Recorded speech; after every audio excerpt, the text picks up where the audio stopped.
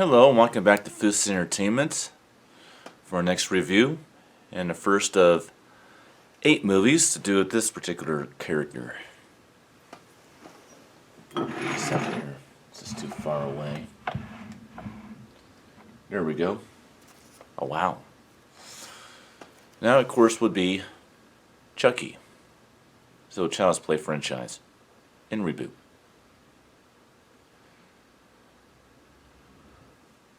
Give me another way I want to take this apart. It's kind of hard to put back together, but basically, the inside is good artwork and it has overlapping 1, 2, 1, 2, 1, 2 for the 6 films that are contained inside.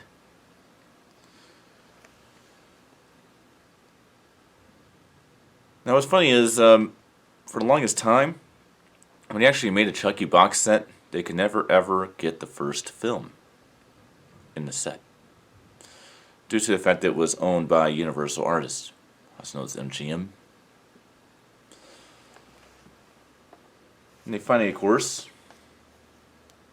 got the ability to put it into a set, which is why all the Blu-ray sets, starting with the first Blu-ray box set, which is this one, come concluded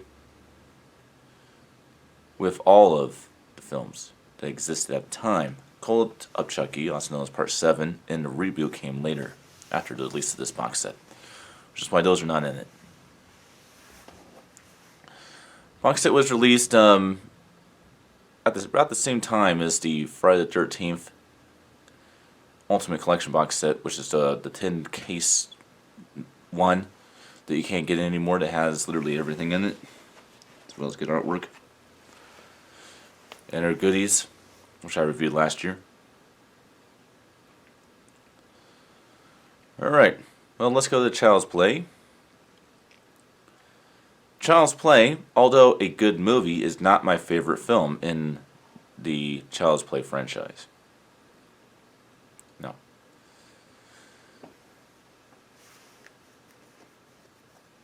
That one actually is the second movie.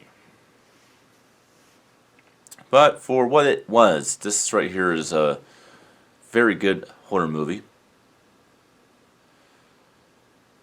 I really thought that the direction of the ideas behind the movie were actually pretty interesting. You have voodoo magic and voodoo rituals transferring one's demented soul into a doll. I thought that was very interesting. And obviously the whole idea of a serial killer residing inside a doll that needs to, I guess in a lot of ways, be transferred into a human soul. They'll take over a human's body. His human is a vessel for his essence. I thought that was a very, very interesting idea.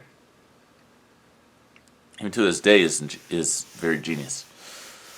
The visual effects and puppeteer effects and all that stuff in this movie are pretty cool, if you ask me.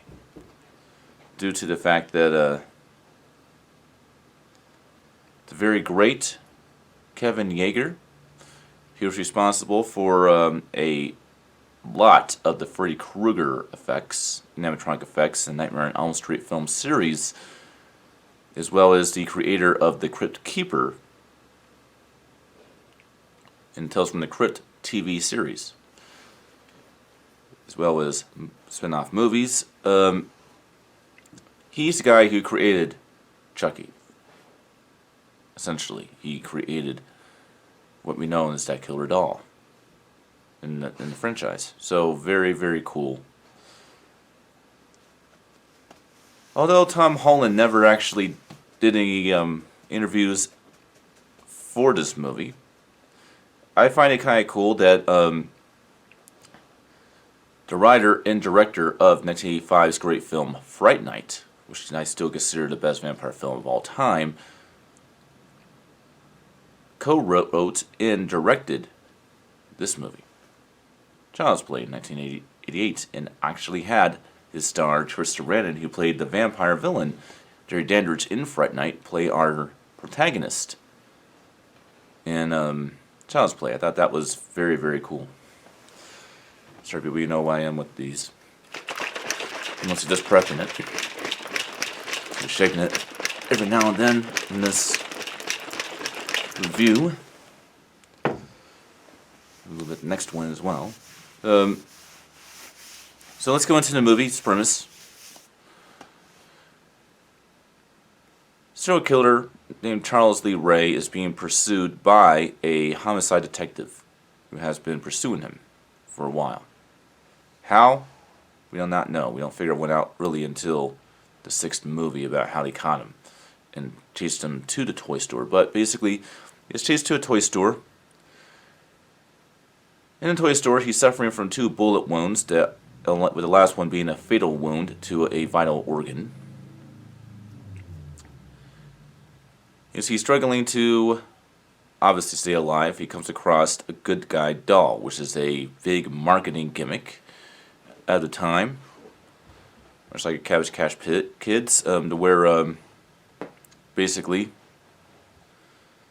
everybody's obsessed with these dolls. So he does a voodoo ritual, recites a few words, and he transfers his soul into one of these good guy dolls, while obviously going into great beyond dying, obviously. And of course, while this is all happening, a part of the store blows up, obviously. Then we meet our main characters, which should be this little kid who's named Andy, and his independent, single mom. Whatever happened to the dad, we actually don't know. It's never ever been disclosed in any of these films whatever happened to Andy's father. But basically, he's obsessed with this good guy doll. He wants one as his birthday. Of course, his mom couldn't afford to give him one. And while his mom is at work, she comes across a deal to actually basically on the black market buy a good guy doll for Andy. Andy, of course, becomes great friends with his new toy. And then we start to figure out very slowly and very well developed that there's nothing wrong with this doll. This doll actually is talking to Andy as if it was a real person. And starts killing everybody around Andy. And using Andy to go ahead and maneuver so he can get revenge on the people that are responsible for his death due to the fact that it actually is the serial killer who was killed and gunned down by the police officer at the toy store at the beginning of the film. Little does Andy know that his problems are just beginning, because this doll, the serial killer within doll, he wants to have a human body and not remain prisoner inside of this doll. So he's trying to find the means to transfer his soul into Andy.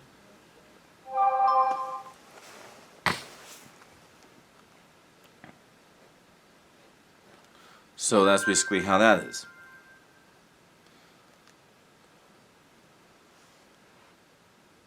And of course, we got the showdown at the apartment, which of course is very well crafted. It takes a long time to figure out what one of the victims of our killer, who was responsible for teaching him this voodoo magic, told him before passing away, due to his fatal wounds by the hands of our killer. He said you have to destroy the heart, because it is supernatural when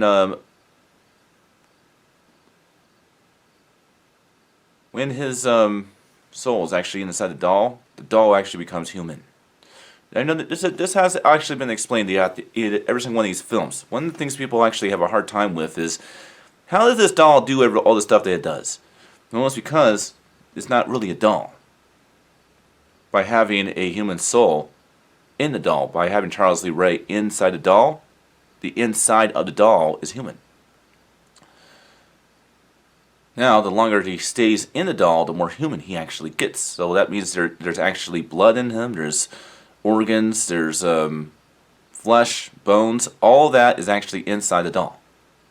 It's not actually a doll once you have our killer in it. So Charles Lee Ray actually makes the doll human. So that's how I could have human strength, because it's actually human. Said that doll now. So hopefully that takes everybody's confusion away. So obviously they finally shoot the doll in the heart. And then of course that's finally it. Quality wise,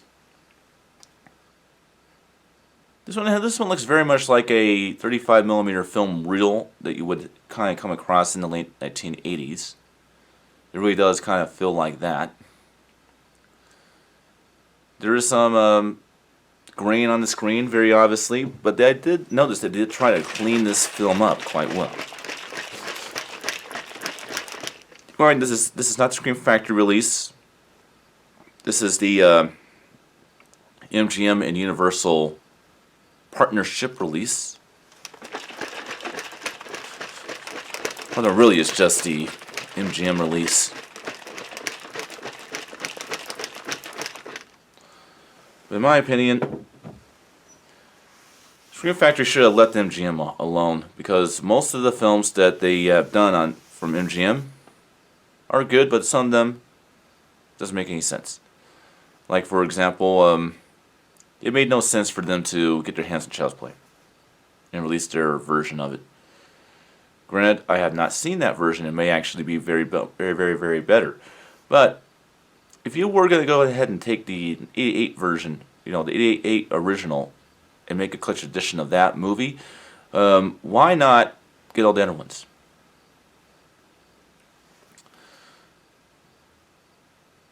But I thought the quality of this particular one was pretty good. It does at some points in the movie, it does show fuzziness and some grayness, because there was some points of 35mm film that they couldn't clean up. So you can definitely tell that, but it's only for a slight second every now and then, which is something that you come across sometimes in movies. On Blu-ray. As for the audio, I was very impressed with the audio. There was a lot of effects going on in this film. I was not expecting it to be that good, but the effects in the movie are very good, very directional, very dramatic, very good, high quality, in my opinion, for a 1988 movie being remixed in a 5.1 track. It was actually pretty good. I was very pleased with the experience. Now, I won't lie to you, I did watch this movie theatrically. I watched all these Child's Play films theatrically, but I kind of like its programmed AI mode, so that's why I'm using it for the Child's Play films. But I actually did last night start the Conjuring Cinematic Universe with The Nun. So when I'm done reviewing the Child's Play films, I will review that one. And when I reviewed that movie, I will hit back into the 35mm film reel look